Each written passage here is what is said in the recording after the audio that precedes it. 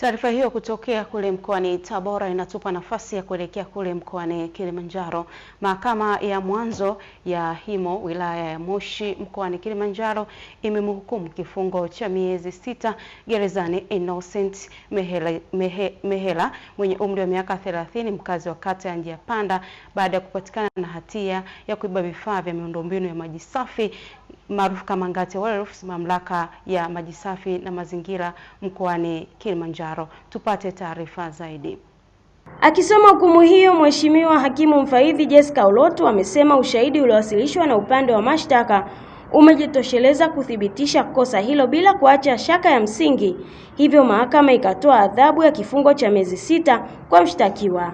Akizungumza nje ya mahakama mara baada ya hukumu kutolewa, mkuu wa kitengo cha sheria wa mamlaka ya maji safi na usafi wa mazingira MUWASA ametoa wito kwa wakazi wa Moshi kuacha kujishughulisha na vitendo vya wizi na uharibifu wa miundombinu ya maji, akieleza kuwa vitendo hivyo vinasababisha hasara kubwa kwa mamlaka na kuathiri upatikanaji wa huduma ya maji.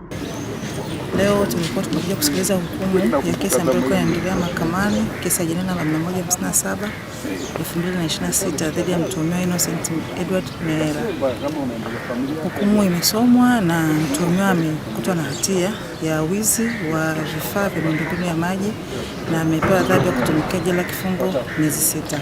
Wito wangu kwa jamii, na waomba jamii wawe walinzi wa miundombinu ya maji ikiwemo mita za maji na vifaa vyote vinavyohusika na huduma ya maji kwa ujumla. Na endapo wataona viashiria vyovyote vya uharibifu au wizi wa vifaa vya miundombinu ya maji, basi watoe taarifa polisi au kwa mamlaka, na taarifa zao zitachukuliwa kwa taarifa za siri na zitafanywa kazi. Diana Rose Charles, Star TV, Kilimanjaro.